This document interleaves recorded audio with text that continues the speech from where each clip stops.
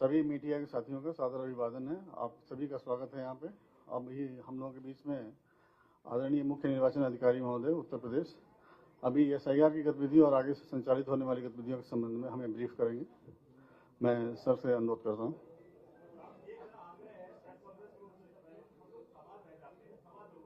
नहीं, बिल्कुल, उसको भी क्रमशः सुने जाएंगे।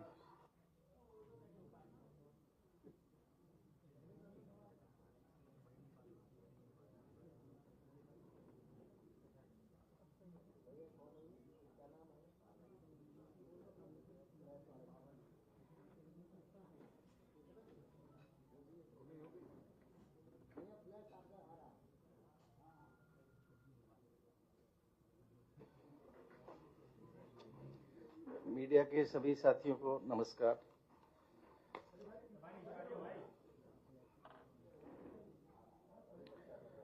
उत्तर प्रदेश में 27 अक्टूबर से विशेष प्रगाढ़ पुनरीक्षण की भारत निर्वाचन आयोग की घोषणा के बाद शुरुआत हुई थी और हमारा सबसे पहले जो गणना चरण प्रारंभ हुआ था 4 नवंबर से और उसकी अवधि बढ़ाई गई थी और उसके बाद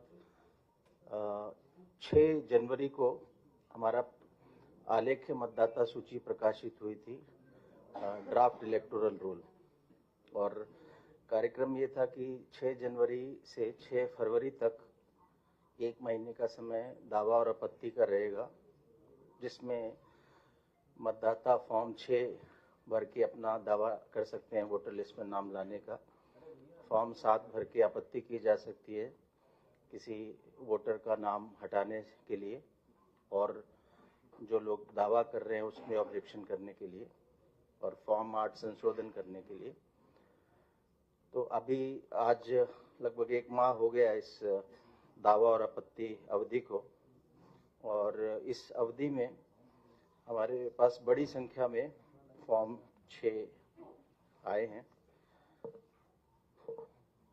हमारा जिस दिन 6 जनवरी को आलेख्य मतदाता सूची प्रकाशित हुई थी, उससे पहले 27 अक्टूबर से 6 जनवरी के बीच लगभग 16,18,574 फॉर्म 6 आए हुए थे और 49,399 49,399 ये हमारे फॉर्म 7 आए हुए थे जिस दिन आलेख्य मतदाता सूची हमारी प्रकाशित हुई।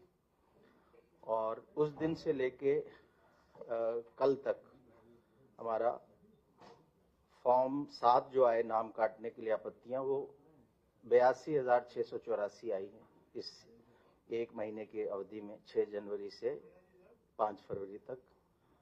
और जो फॉर्म 6 आए हैं नाम जोड़ने के लिए, फॉर्म 7 82,684, ये कल जो हमने अपना डेली बुलेटिन दिया था उसके अनुसार है। तो जो डेली बुलेटिन है जो कल हमने दिया, इसका मतलब परसों रात तक यानी 4 फरवरी की रात तक ये फिगर्स थे 82,684 के, और इसका जो कल का फिगर है वो आज के डेली बुलेटिन में हम लोग छापेंगे। और फॉर्म 6 जो नाम जोड़ने के लिए दावा है वो 37,80,414 फॉर्म आए हैं।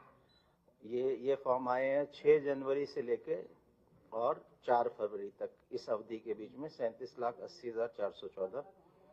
और जो ओवरसीज इलेक्टर्स हैं, प्रवासी निर्वाचक जो विदेश में रह रहे हैं, भारत के नागरिक हैं और शिक्षा या व्यवसाय या नौकरी के लिए बाहर गए लेकिन उन्होंने किसी दूसरे देश की नागरिकता नहीं ली, वो लोग फॉर्म 6A भरकर ओवरसीज इलेक्टर्स बन सकते हैं। ऐसे 1,073 एप्लीकेशंस हमारे पास आए हैं।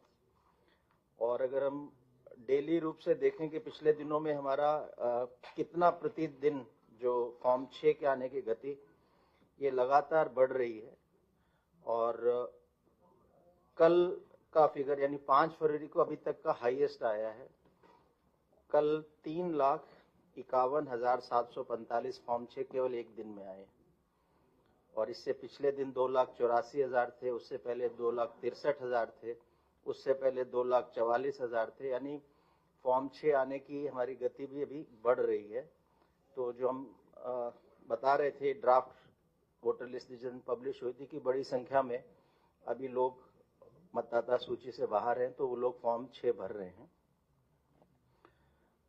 6 जनवरी से एक तो हमारा कार्रवाई शुरू हुई थी दावा और आपत्ति की, और दूसरी समानांतर रूप से एक दूसरी कार्रवाई चली थी, वो थी ऐसे वोटर्स जिनका नाम ड्राफ्ट मतदाता सूची में आया था, उनमें से कुछ लोगों की मैपिंग नहीं हुई थी 2003 की जो हमारी पिछली विशेष प्रगाढ़ पुनरीक्षण की अंतिम मतदाता सूची से।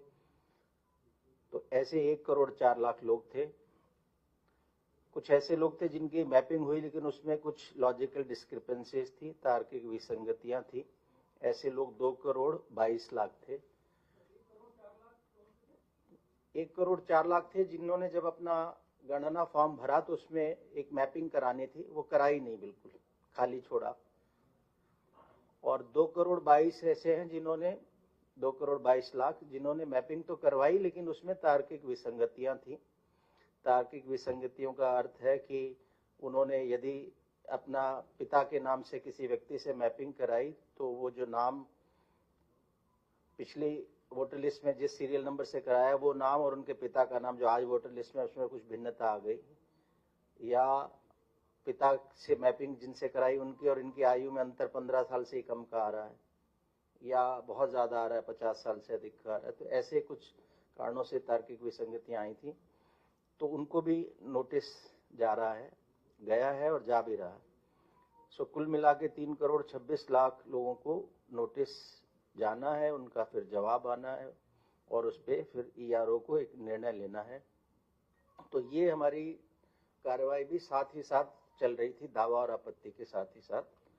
इसमें हमारा जो अभी तक का लेखा जोखा है कि 2,37,00,000 नोटिस हमारे जनरेट हो गए सिस्टम से, और जिसमें से 86,27,000 नोटिस मतदाता को सर्व भी कर दिए गए, उनको दे भी दिया गया है। और इनमें से 30,30,000 मतदाताओं की सुनवाई भी हो गई। 30,30,000, तो यानी जो नोटिस का अभी 9.2% लोगों की सुनवाई हो गई। हाँ, 3,26,00,000 के सापेक्ष ये फिगर्स आ रहे हैं। 2,37,00,000 का नोटिस जनरेट हो गया, 86,27,000 को नोटिस मिल भी गया है, उनमें से 30,30,000 ने सुनवाई भी करवा ली अपने डॉक्यूमेंट से।